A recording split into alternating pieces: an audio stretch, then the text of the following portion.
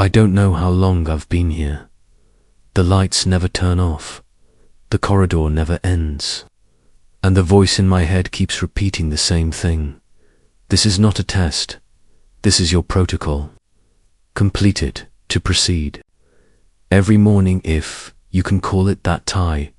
Wake up in a room with no windows. On the wall, there's a number. It's always the same. -5. Maybe it's a level, or a countdown, or a warning. I used to panic, tried clawing at the wall, screaming. At the ceiling, refusing to eat. Refusing to play along, but nothing changed. So I learned to go along with it. To answer their questions. To follow the instructions. To fill out their forms and submit my memory logs. The only problem is, the memories aren't mine. One of them asked me once, describe your 5th birthday. I saw a blue balloon. I saw a hand, maybe mine, reaching for a slice of cake. A dog barking in the background. I wrote it all down.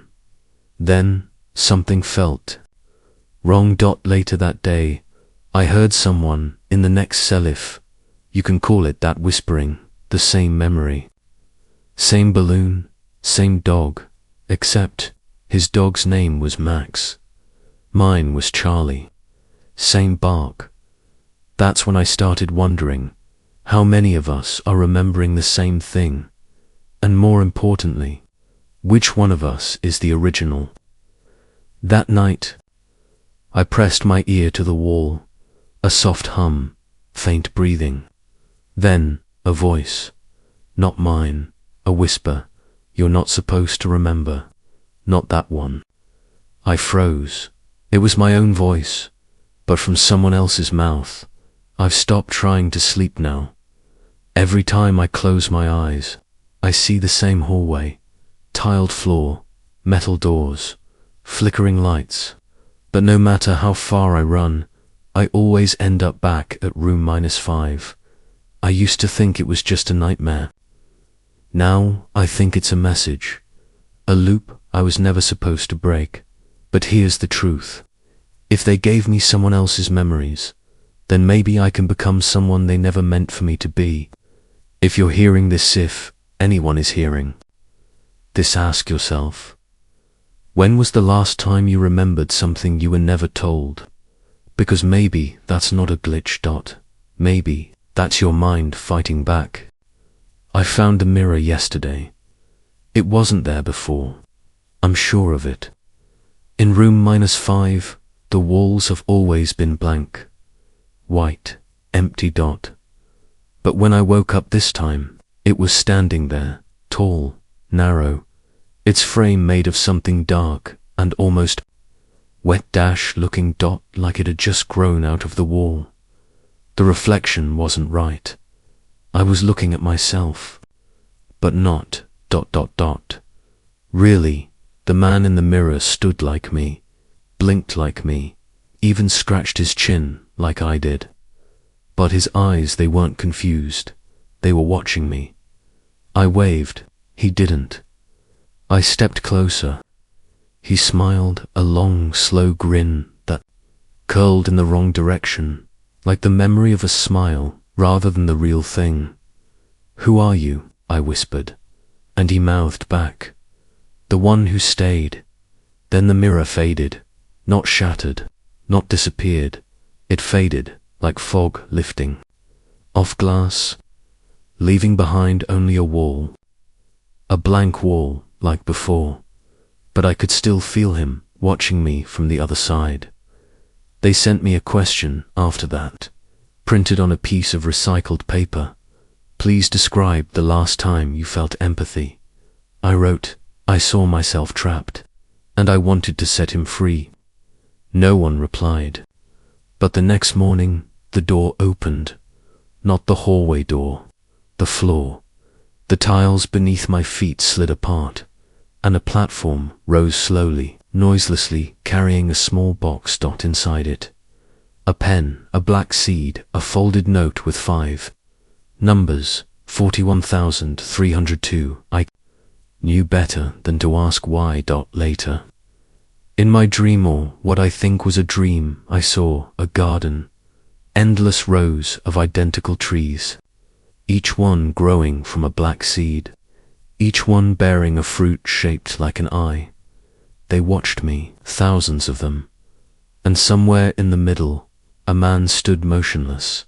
He had no face, only a mirror, polished smooth where his face should be. When I reached out, I didn't see myself. I saw him again, the one from the mirror, smiling, still smiling. "You grew me," he said, and I woke up with dirt on my hands. I tried hiding the seed. It didn't help that night.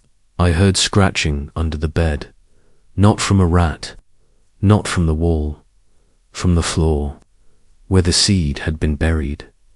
It had started to grow, but not into a plant, into a finger. They've stopped asking me questions now. Instead, they show me mirrors. On every surface, the table, the ceiling, the inside of my eyelids.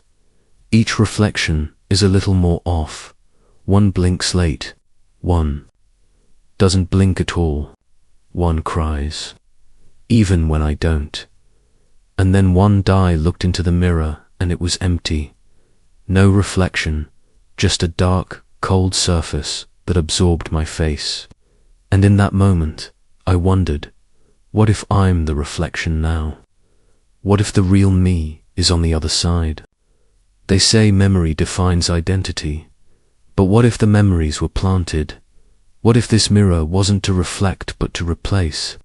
A portal, a mold, a recording device for the soul. Or maybe I'm just tired. Maybe I've been staring too long.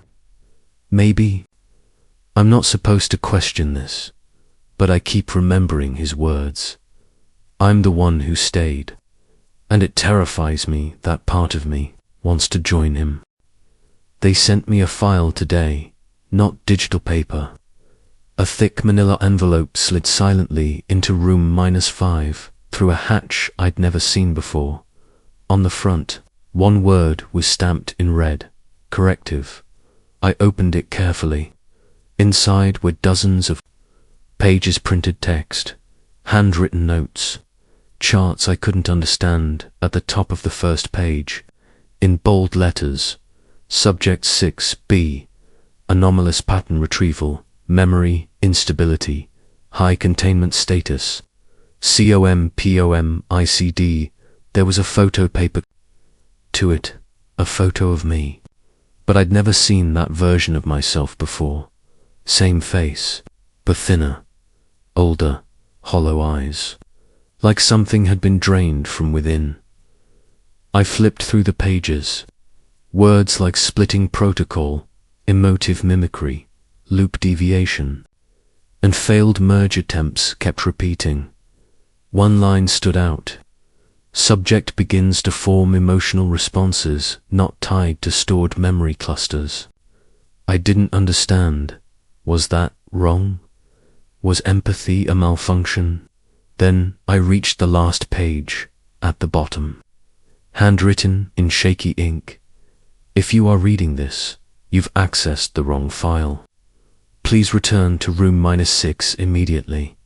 Except there was no room -6, only -5, only this room, this loop. And maybe I was never supposed to see this. Maybe that was the point that night. The mirror came back. But this time, it wasn't just a reflection. It was a window. On the other side, I saw a room identical to mine. White walls, same cot, same tray of untouched food, same envelope, but the man sitting in that room wasn't me. He was reading a different file. His had a green stamp, stable. His photo looked alive, not me, not anymore. And yet, he looked up, met my gaze, and nodded, not a smile, not fear, just a calm, deliberate nod, like he was waiting for me to see it. I tore my file apart. Every page, burned it with the little lighter I'd hidden under the cot weeks ago.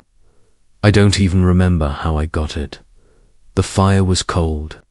No heat, only smoke, and from the smoke, letters began to form on the wall. You were never the original, but you remember best. I haven't eaten in days. Not because I'm starving, because I think the food is memory. Every bite is a fragment they want to insert. Every swallow, a new belief stitched into place. I'm not hungry. I'm full of strangers. They've stopped watching me now. Or at least, they want me to think that. But I've learned the difference between observation and simulation. I stare at the ceiling long enough. It blinks. I leave the faucet running, and it whispers names I've never heard. There's no way out. But maybe that's not the point anymore. Maybe the only escape is knowing that I wasn't supposed to question, that the file was never wrong. I was, and that's why they're scared, because I'm not functioning like a clone anymore. I'm remembering like a man. He's still there. Every time I close my eyes, every time the lights flicker, every time the static hum grows louder in the room, he returns. That man, the one who smiles too long, too wide, too still. I've started calling him Echo, because that's what he feels like. Not a person, but a response. A signal bouncing back at me, distorted, mimicking, but not alive. He doesn't speak, but his smile says enough. It's the kind of smile you see in old family photos, except no one remembers taking them, like a performance, as if he's waiting for me to join in. Yesterday, I tried to ignore him.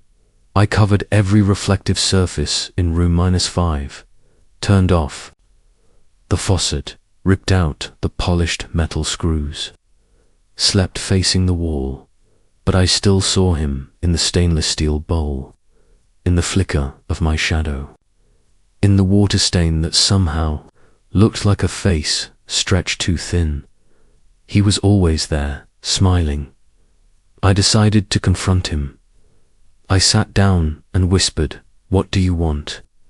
He tilted his head, still smiling. Then, in a voice that came not from his mouth, but from inside my skull, he said, "You're late." Late for what? He didn't answer. He never does. That night, the walls changed. They started breathing. Not literally, at least. I think not. But there was movement. A subtle inhale and exhale in the plaster, like the room was sighing, or waiting, and beneath it all, footsteps, pacing, not mine. They were perfectly measured. 6 steps, pause, turn, 6 steps back, over and over, I counted. 214 cycles before I passed out. When I woke up, there was a new message carved into the wall. Smile back. I tried. I really did. I stood in front of the mirror, the one they installed again without sound or warning, and forced a smile, .wide, .fake, .empty. He mirrored it exactly, then tilted his head, but now he was frowning, just barely, like I'd failed. A test I didn't know I was taking. Then he vanished. And that terrified me more than anything, because now I don't know where he went. I heard scratching under the bed. Last night, not like an animal, more like fingernails on cement. I didn't check. I couldn't, but in the morning the cot was moved, and beneath it a new hatch, unlabeled, closed tight, waiting, and on the wall. Something new was written in charcoal. He only smiles when he's watching himself. That means he's still here. Maybe he is me. Maybe I'm the one smiling too. Maybe I'm the echo, and I'm starting to wonder if he disappears when I don't smile. Then what happens when I stop pretending altogether? What if this entire time I've been the one being watched? and he's just waiting to replace me. They called me by a name today, not my name, but one that sounded almost familiar. It came through the speaker in the ceiling static at first, then a single, calm voice. "Good morning, Daniel." I froze. Daniel, that's not me. That's never been me. But something about the way it echoed in the room, something about how my heart reacted, made me doubt everything. I looked down at my arm. There was no name tag, no ID, there never had been, just scars, and a number tattooed faintly beneath. The skin, #37/1, BNOT, helpful. Still, I sat there for hours, mouthing the name. Daniel, it tasted real, like something buried, not invented. And then, the lights flickered. The voice returned. "You've made excellent progress, Daniel. Let's begin the memory sequence." And before I could say no, before I could even ask anything, the room changed, the walls dissolved, literally like paper soaked in rain. Behind them, I saw a classroom, dusty chalkboard, empty desks, and a child sitting alone in the front row. Me, or someone who looked like me. He was writing on a worksheet, over and over again, the same sentence. "My name is Daniel. My name is Daniel. My name is Daniel." But when he looked up at me, his eyes were hollow, and his mouth was sewn shut. I screamed, and the room snapped back. Back to room -5, back to silence. Except now, there was something new. A name tag on the table. Black plastic, white letters, Daniel. Just the sight of it made me dizzy. But I picked it up, held it, and for a second, just a moment, I believed it. I felt warmth, a flicker of belonging, and that scared me more than anything, because I knew that warmth didn't come from truth, came from acceptance, from giving in.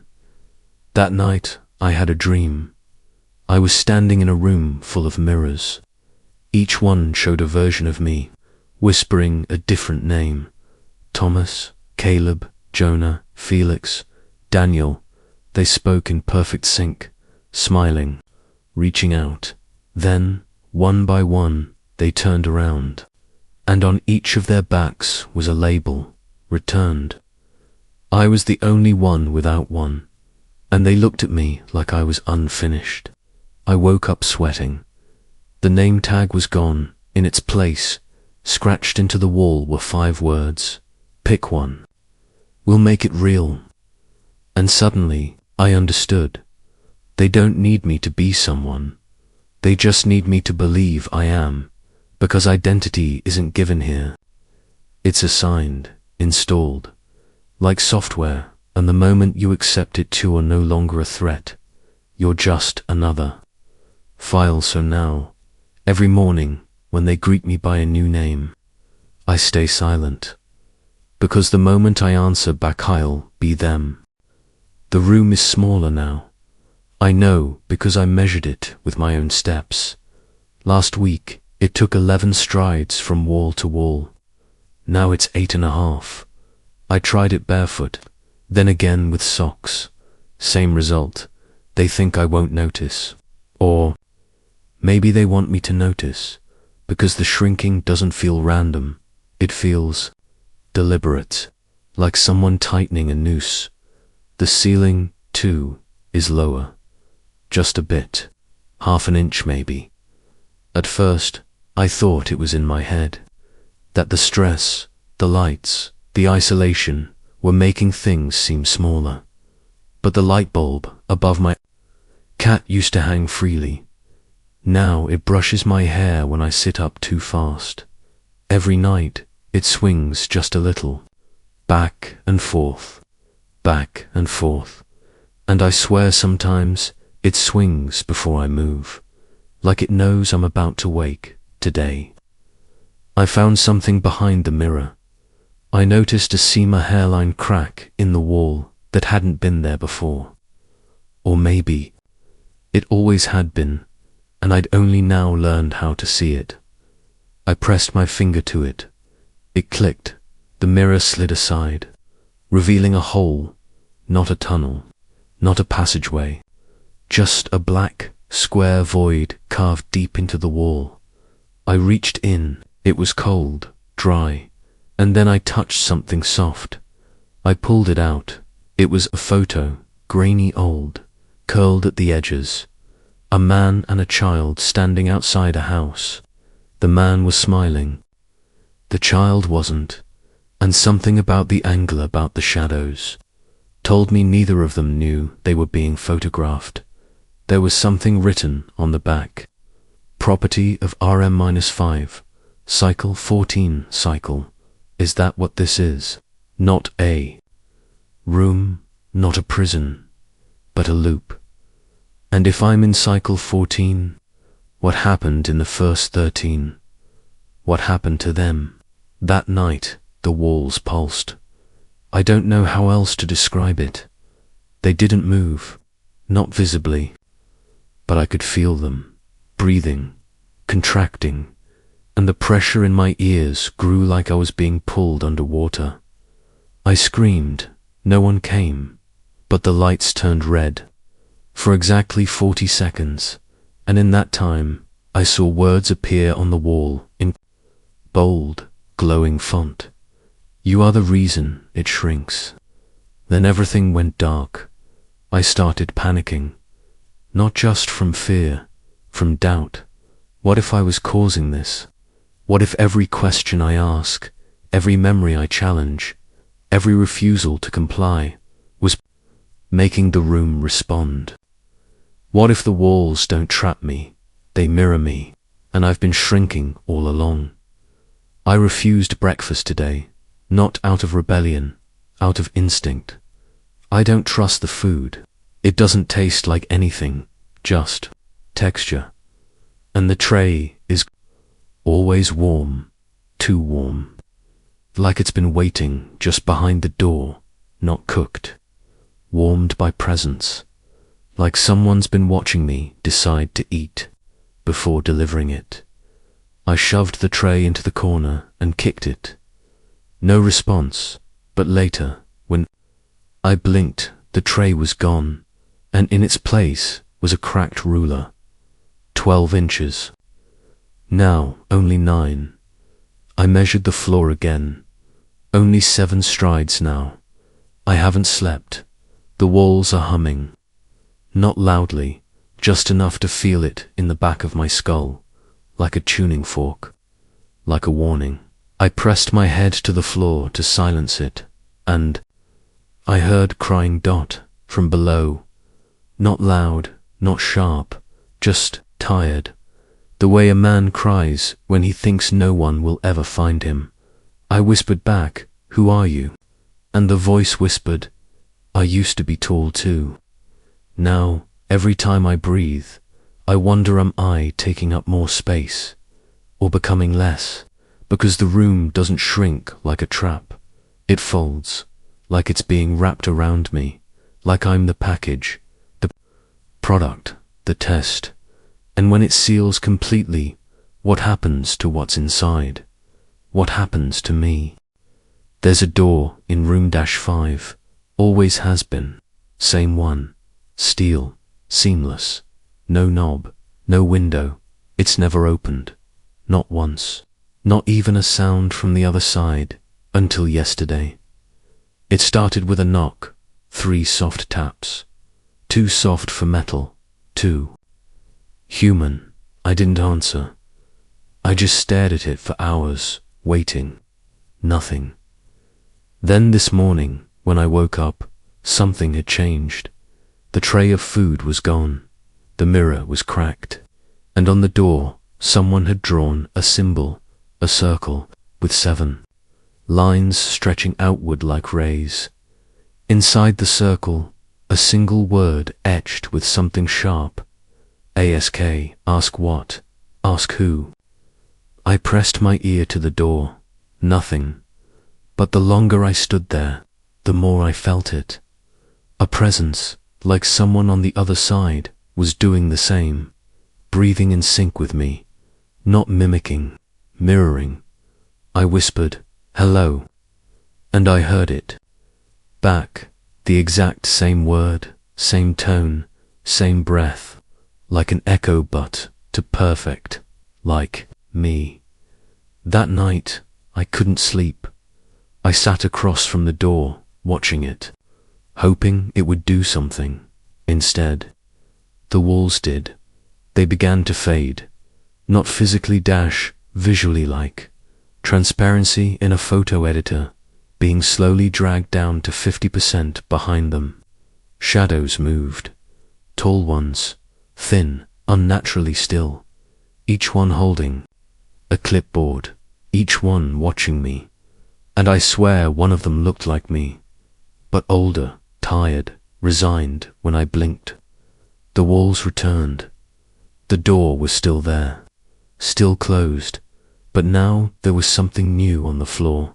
A piece of tape, peeling, yellowed, and on it faded letters. "Do not open under any circumstance." Why tape that warning inside the room? Unless someone expected me to get close, to ask Dot to try.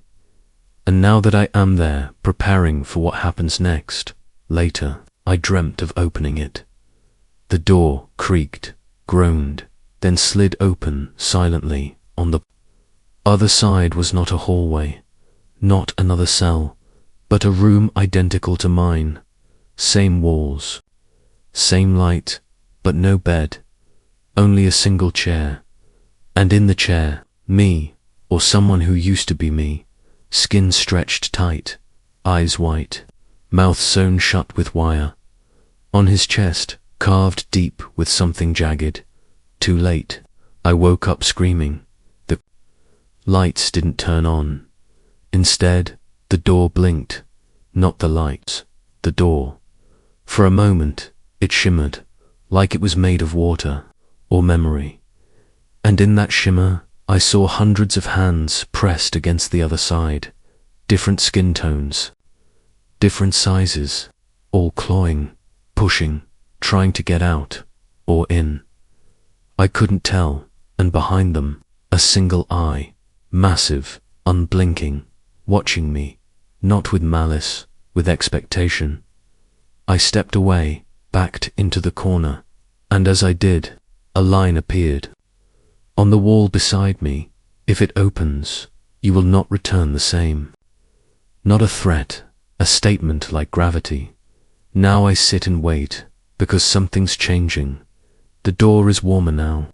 It hums softly, like it's charging, like it's listening, and I think, I'll have to choose soon to open it, to ask because they've given me too much silence, and silence is never mercy here. It's a setup, a choice, a test I was never told I was taking, and somewhere beyond this steel surface is either a way out or the next room -5. It started with a vibration, a low, almost imperceptible hum rising from the floor of room -5. At first, I thought it was a headache, but it wasn't in my head. It was under me, pulsing, rhythmic, like a machine waking up beneath concrete skin. I pressed my palm flat against the floor. It was alive. Not alive like breathing, alive like remembering. The hum had a pattern for seconds on, 2 seconds off, like Morse code, but too slow to decode. And when I whispered, "What do you want?" the hum paused, then resumed. Slightly faster, it had heard me. It just wasn't ready to speak back. I tried tapping in return, for taps, pause, 2, taps, pause, nothing. Then I did it again, louder. Still nothing. But that night I dreamed of pipes, endless pipes twisting through miles of earth, like veins under a dead body. Inside them, voices, not words, just sounds, sobbing, scraping, a deep wet laugh that didn't stop. Then, one voice rose above the rest. It said, "Below remembers everything." I woke up with blood on my fingertips. The floor had cracked just a sliver, but something had forced its way through. A single thread, black, thin, still moving. I touched it, and it recoiled like a worm caught in light. It slid back into the crack and vanished. When I looked again, the crack was gone, like it had never been there. But the hum remained. Louder now, closer, I began to speak to it. Not words, sounds, hums, tones, patterns of breath. And sometimes the floor answered, a pulse, a faint echo, like sonar from something buried. Each day it became bolder, until one morning I found letters etched beneath the cot. "He died here. I slept in him." I don't know what that means, but it hasn't left my thoughts. What if room -5 is not just a room? What if it's a body? That would explain the sighs in the night, the creaks like bones, the moments where the air gets thick with heat, then goes cold again like exhaling breath. It would explain why I'm starting to feel like I'm inside something that doesn't just contain me, but feeds on me. My thoughts, my fear, my silence, and now it wants more. This evening, a hatch appeared, right where the hum is strongest. I didn't see it form, it was just there, bolted shut, no handle, only one word etched in its center, threshold. I haven't opened it, not yet, but I dream of what's beneath. Not escape, something worse, memory. Of every person who's ever sat where I sit, of what they gave up to make the hum stop, of who they were before.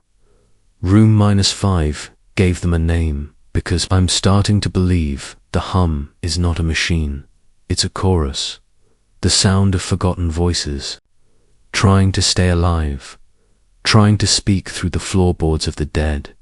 And if I listen long enough, I might start to understand them, but I also might become one of them, a voice trapped in the vibration, faint, lost, waiting for someone new too.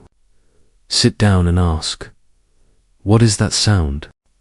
He came at 3:14 a.m., not through the door, not through the wall, just suddenly there standing in the corner of room -5. Same build, same eyes, same scar above the left eyebrow. But it wasn't me, I could feel it. The way you feel when a reflection blinks before you do. He didn't speak, just watched. His clothes were identical to mine, but cleaner, untouched, as if the room had never touched him. When I moved, he mirrored me, perfectly, every blink, every breath, until I sat down. Then he didn't follow. He stayed standing, smiling. That smile ruined me. It wasn't friendly, it wasn't human. It was knowing, like he'd seen how this ends, and liked it. I shouted, "Who are you?" He opened his mouth wide, too wide, but no sound came out. Just dust, pouring onto the floor, forming shapes I couldn't understand. Symbols, identical to the ones I'd seen behind the mirror. In my dreams, on the hatch, when I blinked again he was gone, but the symbols remained, burnt into the floor like cigarette marks on skin. Later, I touched them. They were cold, so cold they burned when I pulled my hand away. The tip of my index finger was blackened like frostbite, and that night, I lost sensation in it completely. It just stopped belonging to me.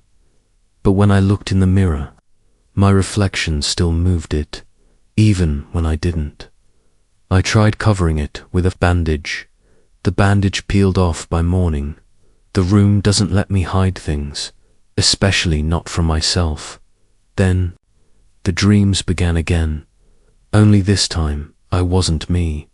I was him, the man in the corner, watching myself sleep, taking notes, filing data, running simulations, and every time I asked a question, I'd answer it before I finished, because I already knew, because I had asked it hundreds of times before. I had woke up sobbing, not out of fear, out of exhaustion. The man returned the next night. This time, he held something, a folder. He placed it on the floor, stepped back into the corner, and vanished again. Inside the folder, photos, dozens, maybe hundreds. All of me, but none I remembered. Me in a park I've never seen. Me shaking hands with a woman I don't know. Me crying in front of a gravestone with my name on it, each. Photo dated each, labeled subject 37B, iteration X. The X changed with each image, as high as 137. I'm iteration 138. I know that now. I've been through this before. Again and again. Each time ending in the same corner. The same smile. The same failure. So, I ask myself, why am I allowed to know this now? Why show me the pattern? Why bring him, the man who isn't me, back again? And the only answer I feel is this: because you're finally close to doing something different. That scares me more than anything, because I don't know what different means here. Escape, rejection, or acceptance. Maybe he smiles because he knows I'm about to become him. Time is broken in room -5. Not metaphorically, literally. I first noticed it when the clock blinked. Not just the numbers, the plastic blinked, like it was breathing. Then it changed, not forward, not backward, just wrong. 3:14 gives 99 to 72 then. Static. The lights dimmed. But I didn't move, because suddenly I was younger. Not physically, but emotionally. I remembered something I hadn't thought of in decades. My first toy, a small plastic horse with a missing leg. I could feel it in my hands. The cold texture, the soft bite marks I left on its tail when I was scared of the dark room. -5 was showing it to me, not the toy, the emotion of having it. The next hour didn't pass. It looped. I brushed my teeth 3 times, each time forgetting I already had.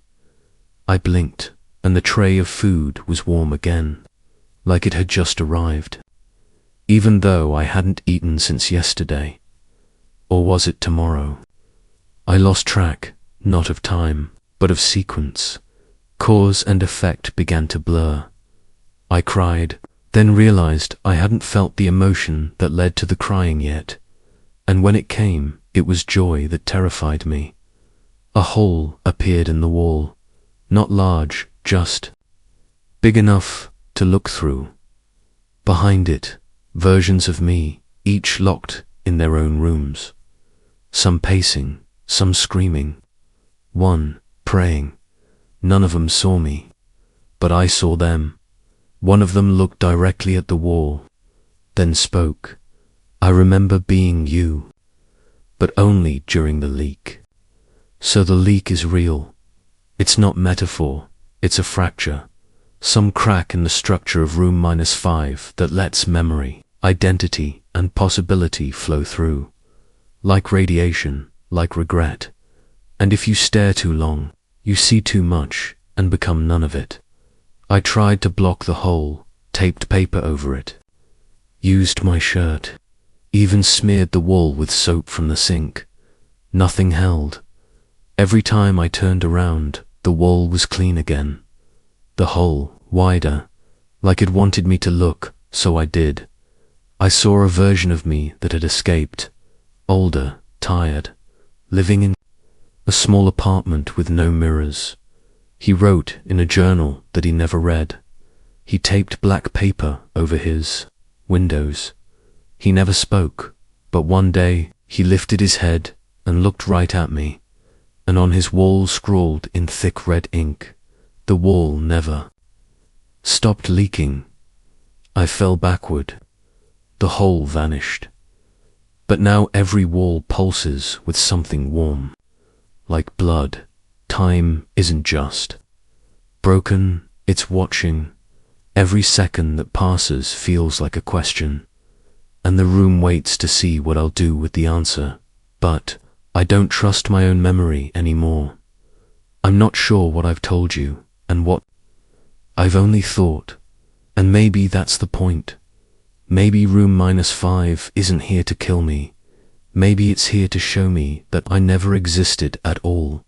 Only versions, only leaks, only possibility, forever, looping through a wall that never asked for permission. They never gave me rules when I arrived. Not out loud, no signs, no instructions, but rules exist here. You just find them too late.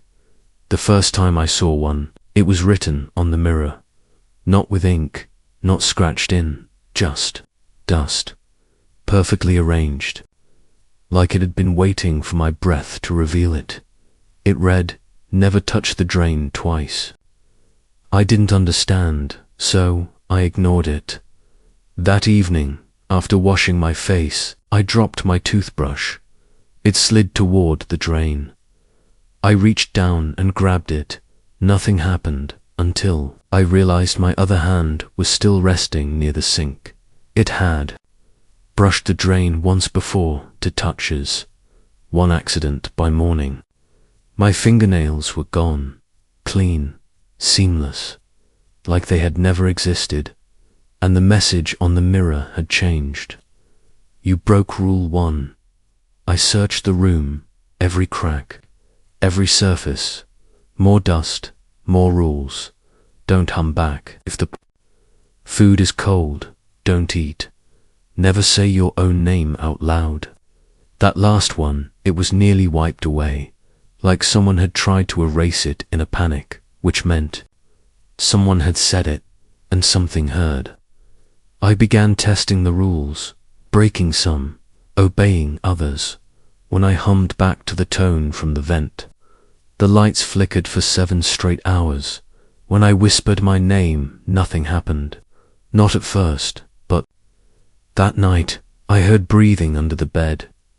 My own voice, saying my name over and over, begging me to stop. And when I looked under, there was nothing. But I haven't said my name since. One rule appeared on the ceiling above. My bed, if you dream in color, wake up immediately. I didn't even know I could dream in color here, until I did. Bright red door, golden hallway, blue sky I hadn't seen in years. It was beautiful, and then I remembered the rule. I forced myself awake, just in time, because when I opened my eyes, the red from the dream was dripping through the ceiling, liquid, viscous, sizzling against the floor, like it wasn't a dream after all, like I had left the door open between worlds. Now I write the rules down, in my head, in blood, on the walls if I have to, because they change, not just in messaging tone. Some feel like warnings, others feel like dares, like the room is testing how far I'll go, what I'll risk, what I'll lose. This morning, a new one appeared, written backward on the inside of my eyelid. I saw it when I blinked. Don't read the next rule. I haven't. I'm scared to even try. But a part of me knows it's already written, and when I finally see it, I won't be able to forget it. There's another room. I don't know where it begins. I only know where I start to feel it. It's behind the wall, but not in a physical way, not like a hidden chamber or storage closet, more like a shadow cast by the room I'm in, only visible when you stop looking. The first time I sensed it was during silence. Absolute silence. No hum, no lights, no breath. The air itself had paused. And in that vacuum, I felt a presence. Not watching, waiting. The corner of the room darkened, but there was no source for the shadow. It didn't respond to light, didn't stretch or move. It absorbed. I stared at it for hours, unsure if I was seeing something real, or if room -5 was letting me see something real. Then, a soft sound. Not a voice, not a knock, just a slide dot, like a panel opening. But when I checked, nothing had changed, except the feeling now. The room knew that I knew that night. I heard the door behind the wall open. I didn't see it, but I knew, because something left that hidden space and stepped into mine. I didn't hear footsteps. I felt them, each one dragging the heat out of the floor, each one making the air thinner. I didn't turn around. I didn't need to. I've felt myself enter a room before. I know what it feels like when I arrive, but this time, it wasn't me. It was the part of me that never made it out. I believe room 5 has layers, the physical, the mental, and the echo layer is what hides the other room. A space where all the discarded moments gather, the thoughts I almost had, the fears I almost felt, the memories I chose to forget. They lived there, feeding on what I never processed, growing into something with shape, something that walks, something that waits. I tried writing a letter to it, not a confession, not an apology, just a note. I know you exist. I'm not ignoring you anymore. I left it in the darkest corner. By morning, it was gone, in its place, written on the wall in tiny slashes. Then looked deeper.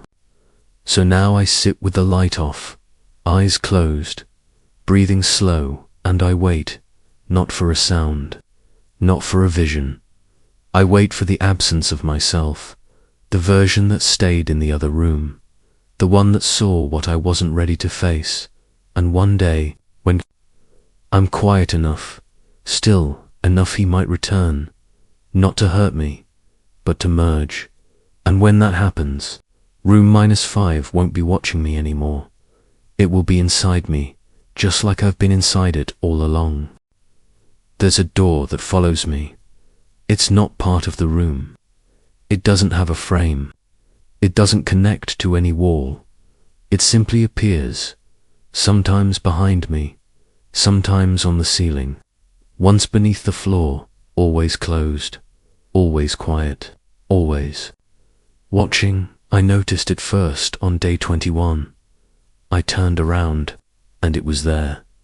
Freestanding, wooden, painted black dot, no knob, no keyhole, just an indentation where a handle might have once been. When I blinked, was gone, but I felt it linger, like when someone leaves the room, and their presence remains in the air. From then on, the door began appearing randomly, sometimes for a second, sometimes for an hour. Once, I stared at it for 7 full minutes. It didn't open, it didn't move, but I swear it was listening. I tried ignoring it. That only made it closer. One day, I awoke with it pressed to my back. No hinges, no warning, just a door, lying flat against me, as if I had grown it. I screamed, the room dimmed, and the door vanished, but not before. I felt a heartbeat inside it. I started testing it. Speaking to it, I whispered, "What do you want?" No answer. I begged, "Let me leave." Still nothing. Then, I tried a different question. "What do I not remember?" The door knocked. 3 slow, heavy thuds dot from the inside. And I remembered a dream I had as a child, standing in front of a black door. being told, don't ever open it, or we'll start again. That's when I understood, the door isn't just here, it's always been here, in every version of me, in every life I've almost lived. It follows, it waits, it stores, it remembers the versions of me that tried too hard to leave, the ones that succeeded, the ones that failed, and each knock is a reminder. There is a cost to remembering. Yesterday, I found writing carved into the wall, some doors open from the other side. I don't know who wrote it, or maybe I do, and I'm not supposed to remember. But tonight, the door stayed longer than usual. It's here now, to my left, no shadow, no sound, but something inside is breathing, and if I listen closely enough, it's breathing in sync with me. It appeared in the center of the room, no sound, no flash, no warning, just there, sitting on the floor. A key, old, bronze, too large for anything in this room, too real for this place. I didn't move, not at first, because the last time something appeared without explanation, I lost 3 days, and a part of me I've never gotten back. But the key didn't move, didn't hum, didn't glow, just waited. So I waited too, 5 hours, no change, until I blinked, and it was in my hand. I dropped it instantly. It clanged louder than it should have, like metal on metal, like it hit something invisible. But when I looked down, the floor was smooth, empty, the key gone. Later that night, a new rule appeared, not in dust, not on the mirror, but carved into the back of my teeth. I felt it when I ran my tongue along the inside of my mouth. Raised letters, scratched deep. I used a mirror and light to see what it said. 3 words, swallow, nitrogen monoxide, metal. I hadn't yet, but the warning felt late, like the rule wasn't about prevention, it was about penance. I began to wonder, what if the key isn't for a door? What if it's for me, a memory, a version, a sealed part I'm not supposed to unlock? What if the object that shouldn't exist is part of me that never should have existed? That night, I felt something in my throat, not choking, not pain, just pressure, like something was trying to leave. Coughed for hours. Nothing came out, but when I looked in the mirror, there was a faint metallic glint behind my eyes. I haven't seen the key again, but every time I close my eyes, I hear a tiny click, not far away, inside, and I wonder, am I still locked, or am I already open? There's a thought I didn't create. It lives inside me now. Not a memory, not a dream, a thought. But it doesn't feel like mine. It showed up last Tuesday, quietly, like an itch in the back of my mind. Just 7 words, he's watching to see what you'll do. I didn't know who he was. I still don't. But the moment I read it, yes, read it, like it was printed across my skull, felt it watching. The cameras in room -5 don't blink. They don't move. They don't even seem powered. But ever since that thought, I've been certain one of them is real. Not just recording, but analyzing, judging, the way I move, but the way I think. It started simple. I'd think of leaving, and immediately get a nosebleed. I'd think of resistance, and the walls would creak. I'd think of nothing, and suddenly remember everything, like the room wanted me predictable, like it punished mental deviation, so I tested it, thought about smiling, the lights dimmed, thought about crying, the faucet dripped blood for 1 second, exactly 1. Then I tried something different. I thought about thinking, about how I knew I was thinking about how something might be tracking my awareness of awareness. The mirror cracked, not shattered, just enough to show a new angle. My back, and in that reflection, for just a moment, my spine didn't match the rest of me. It curved up, like a question mark, like the room was asking, "How far will you go?" Now the thought speaks back, not in words, but in impulse, like it nudges me when I hesitate, like it laughs when I doubt. It's subtle, it never screams, it whispers in actions. I can't prove I chose. I bite my nails. I write symbols I don't remember learning. I hum tunes that feel like warnings, and sometimes, in the dead silence, I feel it smile, not at me, but through me. There is a difference between thinking a thought and hosting one, and I am no longer sure which side I'm on. Maybe I was always just a vessel. Maybe that's why room -5 never breaks my body. It's reshaping my mind, not to destroy it, but to make room for something older, something waiting, and every time I think about thinking, I get closer to letting it in. I'm not in room -5 anymore, at least, not physically. They say I made it out. They say I'm stable now. Different building, different lights, different air, but something followed me.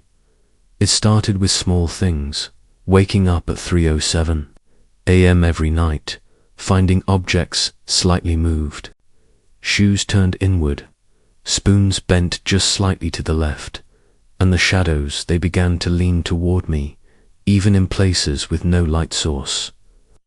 I visited a therapist, tried to explain it.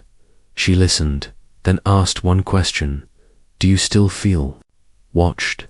I laughed, because it was the wrong question.